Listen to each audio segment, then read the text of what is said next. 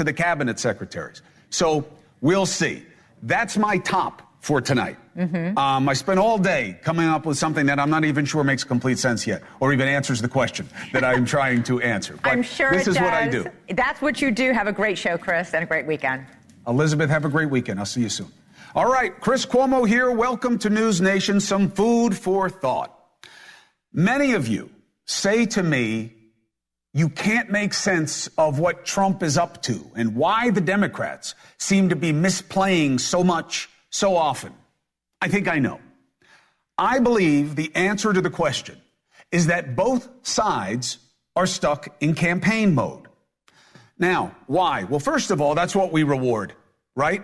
They're raising money all the time. They're going after each other all the time. And opposition has become a legitimate position, so they don't really do anything when they're governing except saying, I'll stop the other side.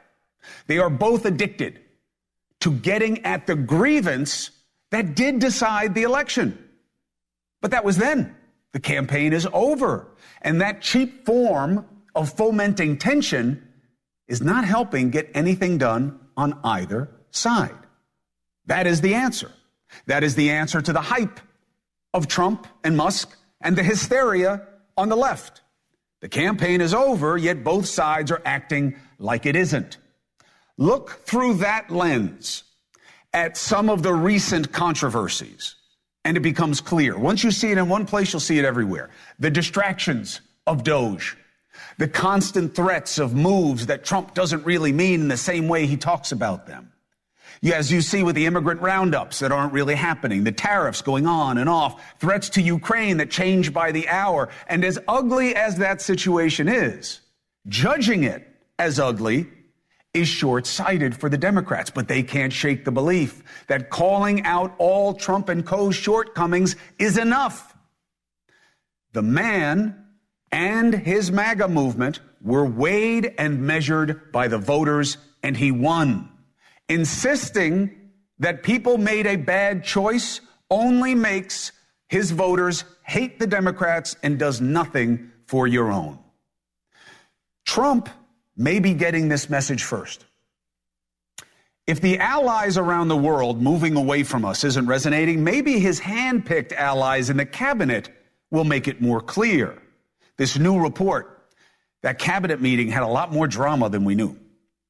Musk was going at it with the cabinet secretaries. Why? Because he has been allowed to run his mouth for too long, and that's clearly over now.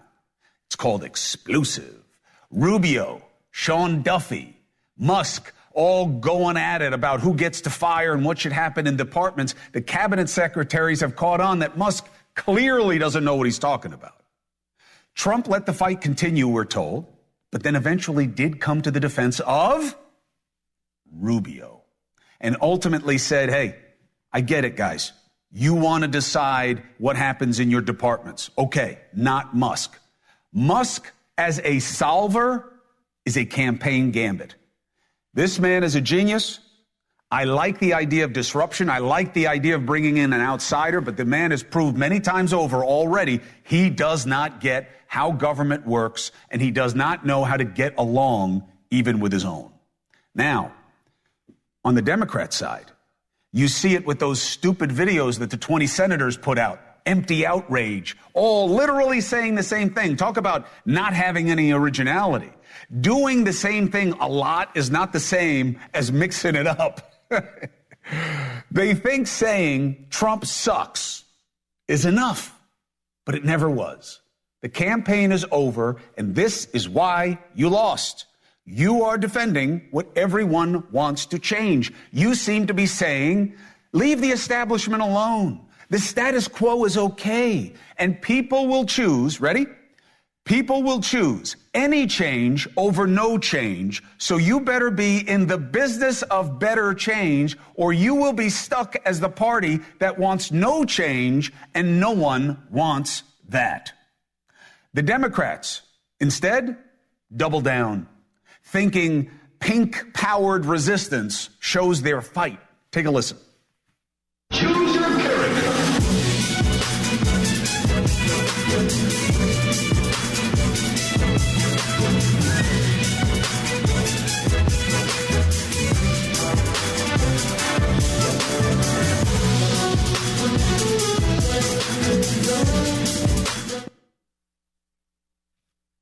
Seriously.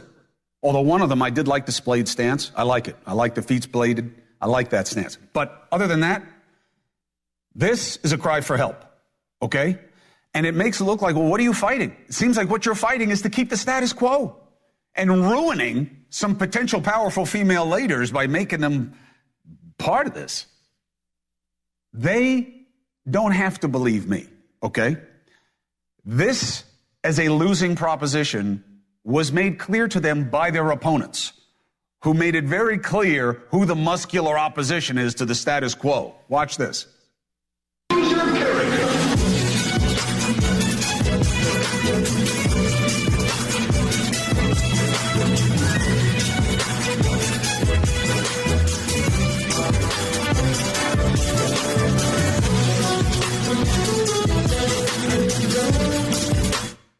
I mean, Hegseth, Holman, and Bobby and Noam on the horse alone. I mean, you don't want to get into a cowboy contest. You don't want to get into a tough guy contest, okay? You guys have spent years beating the toughness out of anybody who, even feigns being alpha. So this ain't your game, okay? The contrast should be crushing. But let's be clear. Whatever money was spent on these ads should have been donated to the rest of you. Neither of these gambits get us anywhere. It's just another round of gotcha. This is campaigning. And now it's time to govern, and govern is so much harder, and that's why they want to stay stuck in this. The failure to get out of campaign mode and in governing explains Trump's tariff talk that seems completely schizophrenic. Why? Because he's talking about it like you would sell it out on the hustings, on the campaign trail, as opposed to a guy who's in a position where it has to work. That's why he's being haunted by his empty promises that on day one, peace in Ukraine, day one, peace in the Middle East, day one, eggs for everyone, gas by the gallon, almost free, cheaper than it ever was. Especially with him, though. Reasonable people know that the walk will not likely be anything like the talk. That's why I keep telling the Democrats and many in the media, you can go after Trump for when he lies. It's not how people measure him. Okay? You don't have to think it's fair, but fair is the only four-letter word in my vocabulary. All right? Punishing Ukraine. What is that about? Pandering. It's campaign mode. That's why Trump keeps lying by saying we gave Ukraine twice the money that we have. That's why. Because he's pretending he can just give you a shading on reality that is surreal. That's why Musk and his minions paint Zelensky as if he were Putin. That's why they're saying now they're going to deport 240,000 people who fled a war zone. Really? I don't think so. Starve the freedom fighters in Ukraine? Don't give them intel and aid? I don't think it's going to last. This is the stuff of campaigns, not good governance. Okay? You want to cut the funding to Ukraine, fine. I don't think that's what the members of his party want. I don't think that's what this country wants. And frankly, I don't think that's what Trump wants. Allies are moving away from us. Why? Because these things have consequences. That's why Trump would pretend that Russia just attacking Ukraine in civilian areas is merely what anyone else would do. It's not what a man says who is on the hook for what happens next. That's a man on the hustings. But Trump is on the hook. The left taking the side of anti-Semitic protesters at Columbia University. Are you serious? This is another egregious example of them holding on to a cancerous aspect of their campaigns. The Trump administration announced today that they're yanking $400 million in federal grants and contracts to Columbia University due to the school's continued inaction in the face of persistent harassment of Jewish students. Now, the left says this is a punishment of free speech and of peaceful protesters. I don't think it's either of those things. Well, first of all, the protests at Columbia weren't just peaceful. They weren't. They were violent. They were vandalistic. And they were anti-Semitic. And the handling of the protest by Columbia sucked. Why should I pay for Columbia University? If my kid isn't going there, why should I pay? Why should I subsidize a university with a $15 billion endowment? Why should I subsidize a university, a private landowner in New York City, who's one of the biggest landowners, who doesn't pay almost anything in taxes due to a tax break that dates back to 1799? Nearly 20% of Colombia's operating costs are funded by us. Are you kidding me? Why doesn't the left stop defending what's radical and get with what's reasonable? Why don't you look at how to change the fact that I'm subsidizing places that they don't even represent the values in our Constitution? And those, no. It's about standing up for the oppressed. Is it? Is it? Well, then tell me this. If that's what you're doing, is standing up for the oppressed, okay, and that these people represent those who care about the oppressed, then why haven't I heard a damn word out of the same people about what's happening in Syria? The new Syrian government is clashing with the Alawites. You know who they are? They come from the Alawi, followers of Ali. They are a minority sect within Islam on the Shia side. Bashar al-Assad and his family and his followers are all there. That's a big reason that they're killing them. That's right, killing them. More than 225 have been killed since Thursday. That's what the Human Rights Group says. 134 Alawite civilians executed by Syrian security forces in revenge attacks. Why does the left only want to protect the Muslim minority when it's against the Jews? Well, if Colombia is about just going after the oppressed, where are you on the Alawites? Where are you on the Uyghurs in China? It's not just about protecting the oppressed. It's about a hand-picked jihad of your own that you used in the campaign, and it's got to stop. The videos of what appear to be mass killings. It's a video of at least 24 dead bodies stacked up. I'm done not showing you the reality of these wars. You do need to see it. I don't care if you get triggered. I don't care if it's hard to watch. People die when you make bad choices. When you don't care, they die. If you care, care all the time. You either care about everybody or you care about nobody. That's what's going on here. Move past this.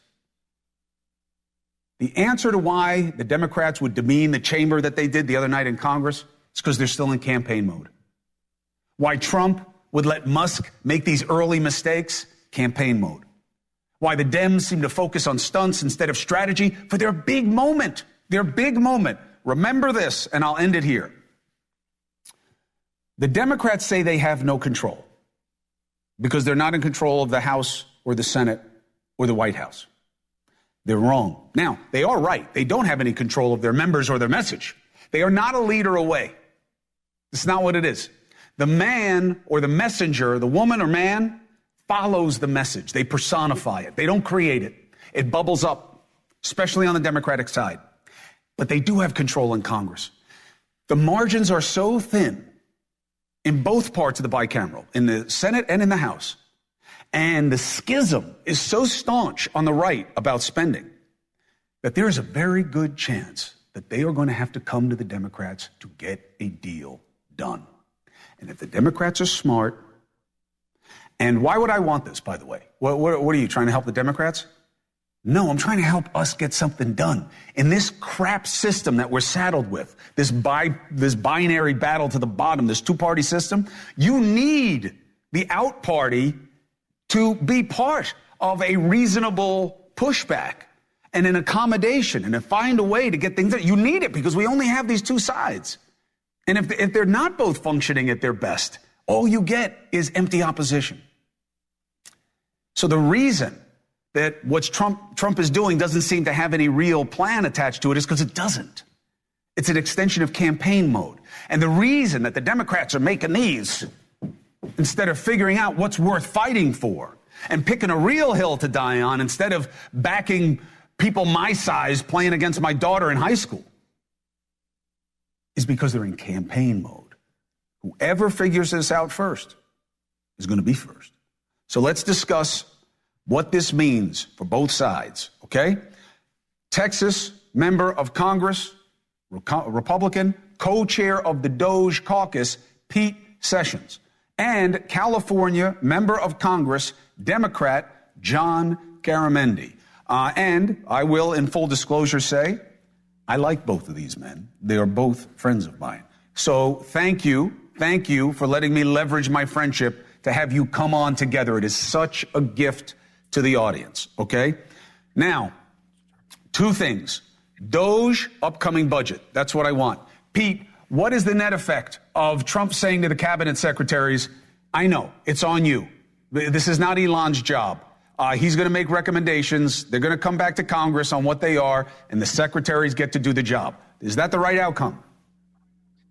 The correct outcome is the one the president chose, Chris. And by the way, John, good to see you. Chris, you get 2 Eagle Scouts on tonight that are good friends with you. I'm very lucky.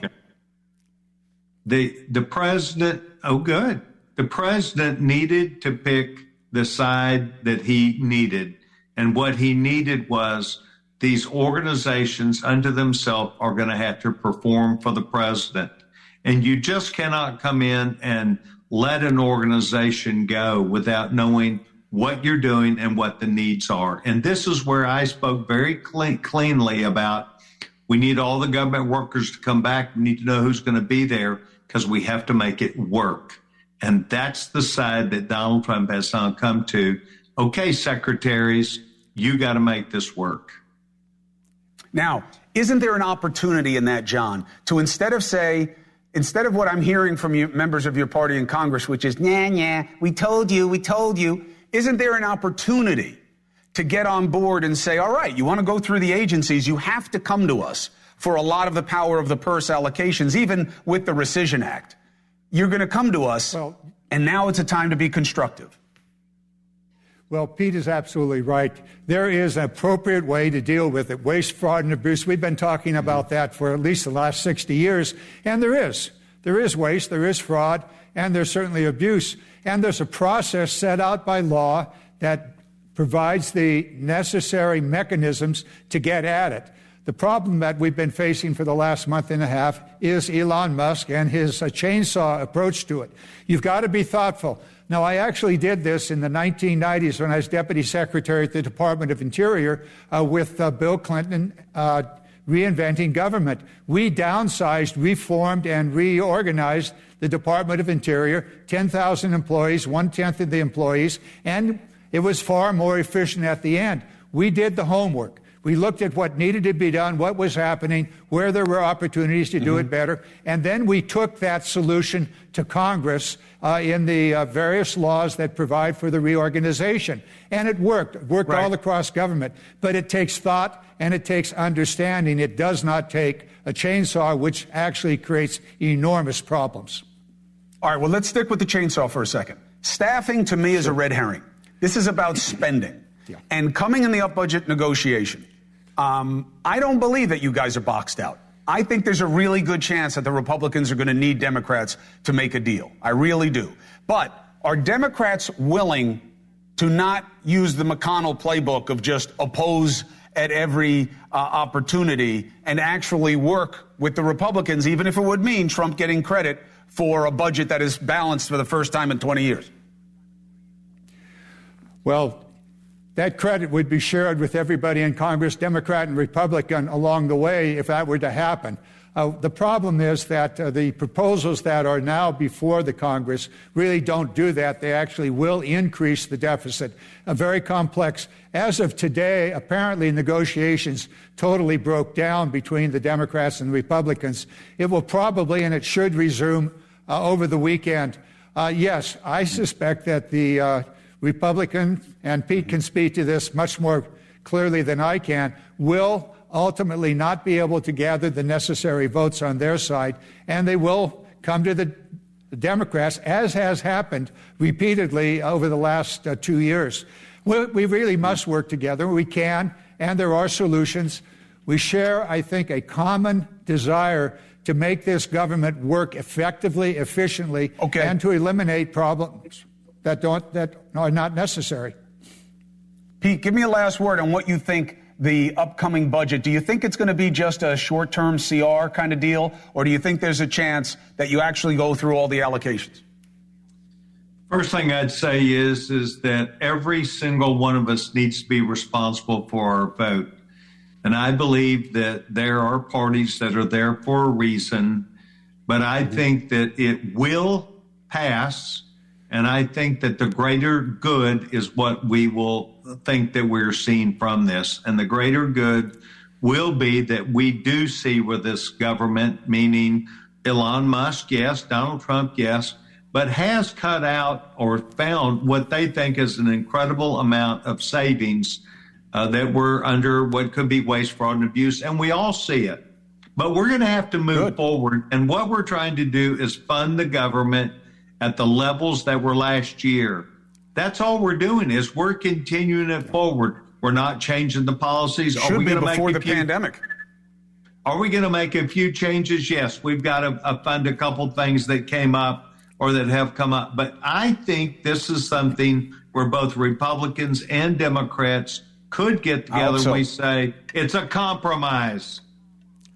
Good. I'd love it. I'd love it. I think the country would love it. More importantly, here are the guiding principles for you guys. I'll leave you on this.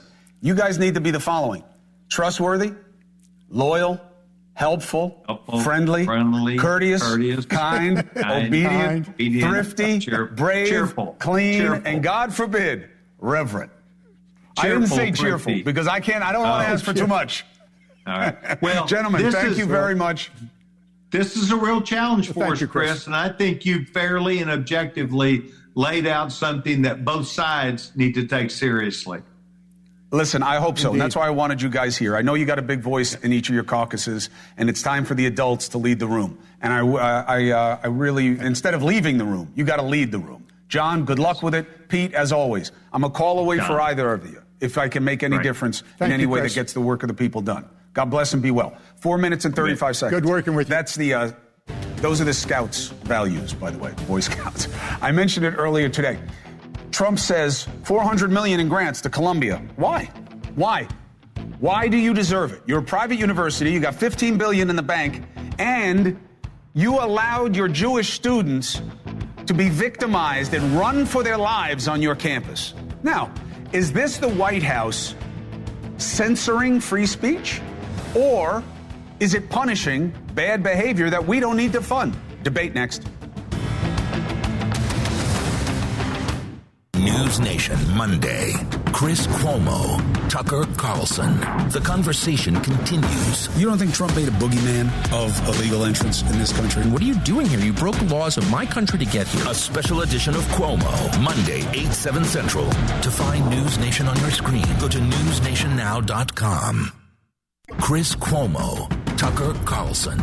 The conversation continues. You're going to have people say, why are you talking to that guy? I'm going to have people say, why are you talking to that guy? And I love answering the question. Two of the most prolific voices in media meet again, and no topic is off limits. Cuomo, Carlson. Don't miss a special edition of Cuomo, Monday, 8/7 Central, only on News Nation. News for all Americans. Is it wrong for the United States government to pull $400 million in funding to Columbia University? Is it wrong if they do it because they don't like how the school handled pro-Palestinian or anti-Jewish protests last year? So there is a federal task force to combat anti-Semitism, and it says that this is a legitimate withdrawal of funding and that there are more to come. Let's discuss. Is this censoring free speech? Or is this recognizing that these schools don't have any right to tax dollars? Joining me now, Harvard Law Professor Emeritus Alan Dershowitz, News Nation contributor Mr. Chris Hahn, the aggressive progressive. Some might think Dershowitz is afraid of you, Hahn, because he wanted to do this interview in... Turn the lights on, Alan, please. Being blacked out. We all know who you are, Alan. We all know who you are. You can't hide just because you're in a car. Thank you for doing this. I'm going to leave it to you guys for the most part here, okay? I want to give you 5 good minutes on this. Alan, you begin with the proposition of why this is not about censorship and it is a rightful taking by the government. Well, I know it's not about censorship because during the last Trump administration, they asked me to come and work on the executive order to make sure that it didn't violate, to make sure that nothing in the order in any way the First Amendment. Protests are fine. You can say anything you want. The content of the speech is irrelevant to whether funding exists. What this is all about is harassment. It's about blocking Jewish students from coming to class. It's about occupying buildings. It's about violent reactions. It's about attacks on Jewish students, and the university has failed to do enough to prevent that from happening. Jewish students do not feel safe. They're not afraid of free speech. Jewish kids thrive on free speech. You want to make a pro-Palestinian argument? Go ahead. We'll make a pro-Israel argument. Debate is fine, but don't block Jewish students from coming to class. And professors, don't grade them down if they disagree with your politically correct, woke, anti-Israel point of view. Nobody has the right to get federal taxpayer money. You have to earn it. You have to show it's in the national interest. So this is exactly the right thing to do, and it does not compromise freedom at all. I know that. I helped draft it. All right, I got you. Chris Hahn, counter.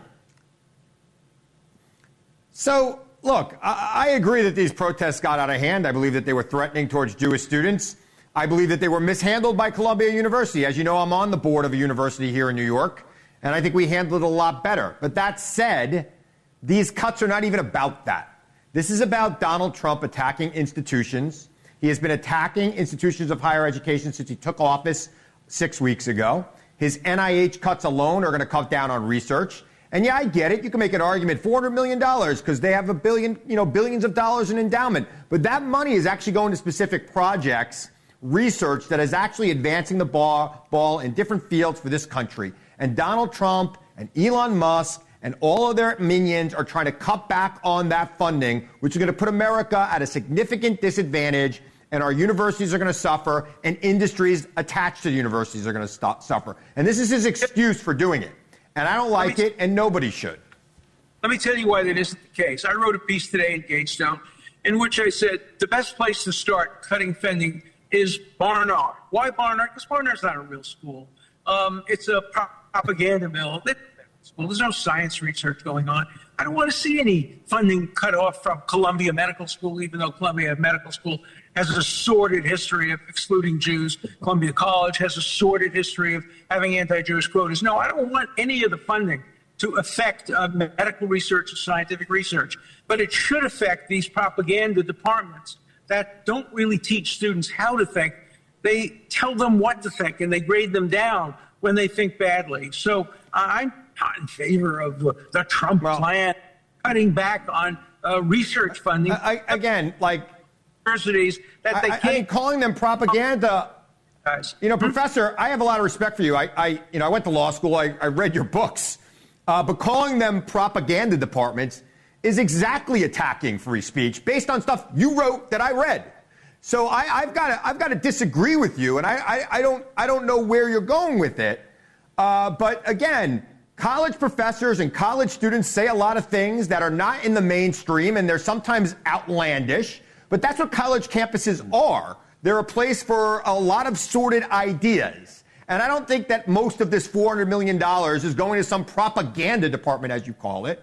But instead, it's going to research that this country needs to stay competitive in the world. And Donald Trump is cutting it not just at Columbia, but all over the country right now. And it's horrible. Right, but Chris, groundbreaking research is going to stop.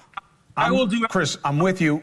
I'm with you about that bigger concern. Professor, I got to go for time. Let me just wrap it up like this for now. First of all, thanks to both of you, especially for you, Alan, because I know you're in transit. All right. So, and the connection's not great, Professor, but we'll keep this talking about. Look, Chris, I get your issue about funding, but it's not relevant to the specific case about whether this is free speech and whether the government has a right to cut the money.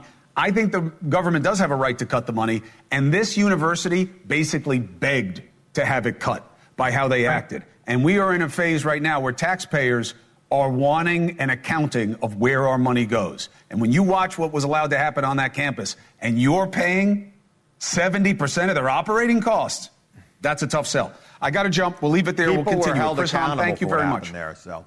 Yep. Not enough. Thank you. And it doesn't mean you should get the money. You're not entitled to the money. Thank you to Alan Dershowitz. Thank you to Chris Hahn. 4 minutes and 30 seconds. Remember, it's a privilege to get the funding. It's not a right. Did they earn it? The mystery around Gene Hackman's death, his wife's death. I got to tell you, I'm having a hard time accepting what we learned today. I'll tell you, and then we'll take it to two better minds to see whether or not my misgivings are misplaced.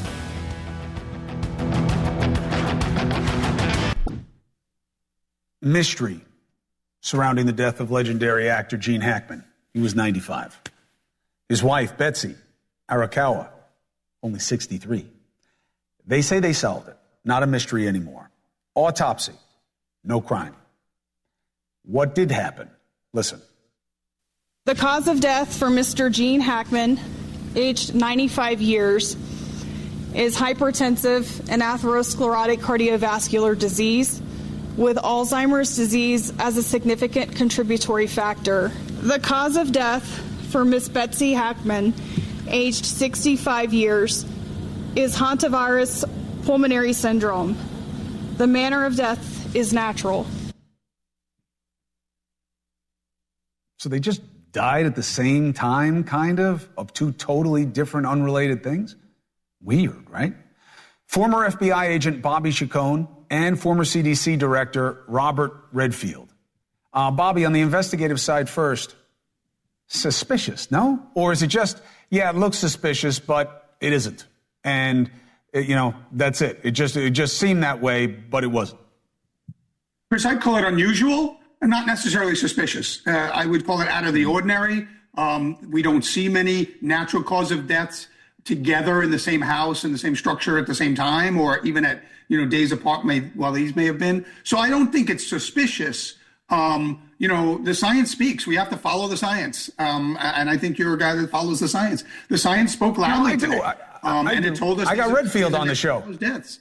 I got to follow the science. I got Redfield. I said, no, what am I not going to follow the science? I got a scientist here. But what I'm saying is, so one of them dies, the other one dies like a week later, but they never do anything about the one that died first. You know what I'm saying? So like if it was him, he died first, she didn't say anything. Or she died first, he didn't say anything. That's the suspicious part to me, Bobby. Yeah, but I mean, the determination that he had not only Alzheimer's, he had advanced Alzheimer's, and that the examination of his brain showed a lot of damage there already. I think you had somebody that probably was not very coherent or cognizant of what was happening around them. It's unusual to me that he was able to feed himself and maybe hydrate himself for 4, 5, 6 days, however long she was dead. But I'm pretty sure she predeceased him. Once we get the phone records, they'll kind of, if they marry up to the science, we know his last pacemaker activity was the 17th or 18th. Her last email activity was, the 11th or 12th. So I think that with the phone records, once they get into those phones, they'll kind of marry up with what we know scientifically. And I think that you'll have as good or as close to a conclusive determination as you're going to have in this case. Bob, how scared am I supposed to be about hantavirus now? Well, it's an unusual infection. It first recognized in the U.S. in 1993. If you remember, it was called Four Corners disease because it was found in the corner of Colorado, Utah, and Arizona and New Mexico. It's a virus very similar to the virus that we had in the Korean War that we used to call Korean hemorrhagic fever, a hantavirus. It's carried by mice, and it's excreted in their feces and urine. It's not really transmissible person to person. It's really getting contaminated urine and feces. It can lead to human infection. It's a bad virus. It has a mortality rate somewhere between 30 and 50%. So it is something, if you get it, that is pretty problematic. So it's not surprising that his wife died if she had a hantavirus infection, because the natural history of hantavirus infection is at least a third of those people will go on to die. Wow. And is there anything about the situation that you would want to know more about, Bob, or do you think we've got it? You think we got what we need to know? Yeah, I think obviously she got infected with hantavirus, probably from contaminated mouse droppings, either from somewhere where she was or somewhere in the house. Obviously, Gene Hackman did not get infected. I agree with our FBI colleague here that probably Mr. Hackman was not that functional, and he may not even known that his wife died. And he eventually died because I don't think he was capable of taking care of himself. To take care of himself, yeah. Bob, thank you for coming in on a Friday night and explaining that. Thank you for not making it too scary. And Bobby Chacon, I appreciate you very much. Thank you for helping us understand it. A weird situation, sad any way you look at it. Gentlemen, be well. 4 minutes and 15 seconds. Now, you may notice, what I didn't do is play it up like some Epstein thing. Well, I don't know. We're not in the business of the hype here, right? You go with where the facts are, and you try to come to an understanding. Now, why don't we do that? Because we are addicted to grievance. What do we do about it? Everyone says we're searching for the soul of America. How do you find it? Deepak Chopra joins us next. He says AI is not all bad, by the way, and there are ways to help mental health. Like what? Next.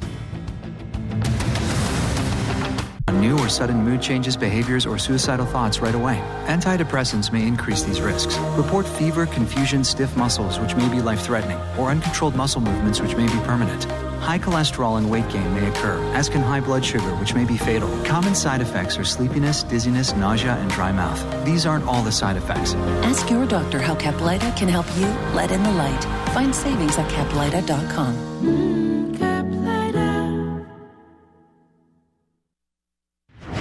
Guess how many people said that the future of our nation was a source of significant stress in their lives?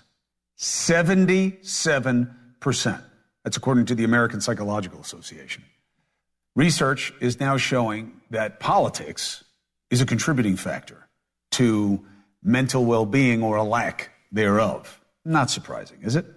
So I called on my friend and teacher, Deepak Chopra, to explain why this is and what he's working on to change it. The world-renowned pioneer in personal transformation, said Cuomo. I'll cut your break one more time. Deepak, thank you very much for joining me. It's good to see you. Thank you, Chris. So what we call stress is the perception of threat. That's how you define stress, the perception of threat. Physical threat, financial threat, emotional threat to our identity.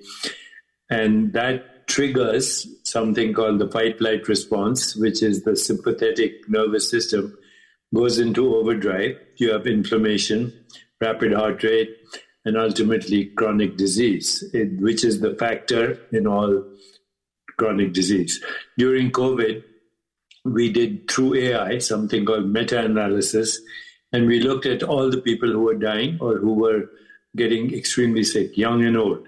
And they all had one thing in common, chronic inflammation, or in the young people, acute inflammation, including inflammatory storms, what are called cytokine storms. Then through AI, we did further research, meta-analysis, what was the cause? And invariably, it was inflammation triggered by stress, by anxiety, by depression, by anger, by hostility, by guilt, or by shame. That was overall predictive. You could actually predict who's going to get sick. That's when I got interested in how do we activate the healing system in our body, which is the opposite of the sympathetic nervous system, something called the parasympathetic nervous system, where the vagus nerve dominates. And there are many techniques to actually counteract that, including mindfulness, meditation, vagal stimulation, exercise, proper nutrition, yoga, tai chi, on and on. So I decided to create my AI to help people actually access this. So now you can go to deepakchopra.ai and say, I'm feeling stressed about such and such thing, whatever it is, politics, the global situation, climate change, and it will guide you personally to handle that experience. How? Were you able to hear me? Yeah, I said how. How does it do that, Deepak? How do you just go to deepakchopra.ai, say, I'm feeling stressed in my relationship, I can't sleep at night, give me some help. And it'll personalize the answer for you in 4 languages, English, Spanish, Hindi, or Arabic, and soon in China and Russia as well. But how does it know me? Like, does it ask me questions or something like that? How does it personalize it? Because you share with it your problem or your situation, and then it personalizes the meditation, the answer, the experience, and soon it will actually link with these devices, so you'll be able to know what it's doing to your heart rate, what it's doing to your blood pressure, and what you can do in real time to correct that. So the two cultural pushbacks were, hey, life is stress. Deal with it. It's not a real thing. It's just in your head. And meditation, yoga, these are all good things, but they're not medicine. You're either sick or you're not. And this is not how you get better. Then you go to my AI, deepakchopra.ai, say, give me the scientific evidence and the published material in the world of science. And that you can do with even ChatGPT or any other large language model. How does yoga, meditation, mindfulness, breathing, self-reflection, introspection, all this, how does this help scientifically? What's the basis? How does it affect gene activity? How does it change the neural landscape of the brain? So right now, we have the technology to identify all the research that's happening globally. What should I do in my professional capacity to be part of the solution? You can ask that too. And that is precisely what you're doing. You're being part of the solution by giving people access to this information, which they don't have normally because they're so stressed and worried about their next paycheck, the layoffs that are happening, all the things that are happening right now don't give you time to even look for the creative solutions. Now we can do it because we have access to the minds of the greatest thinkers of all time. You can tap right now through AI into the mind of Plato or Shakespeare or the sages of the Upanishads or Jesus Christ. It doesn't matter. That the creativity of humanity and the wisdom of humanity is now available to everyone on your handheld device or your iPod or whatever. Deepak Chopra, I appreciate you and I thank you and I hope people use the tool and I appreciate you for creating it. Thank you for coming on, my friend. We'll speak again. Thank you, Chris. Always a pleasure to talk to you. Have a good weekend. Pleasure is mine. We'll be right back. Right. Is AI the secret to get into a better place? Deepak told me when I was fired, getting fired wasn't my problem.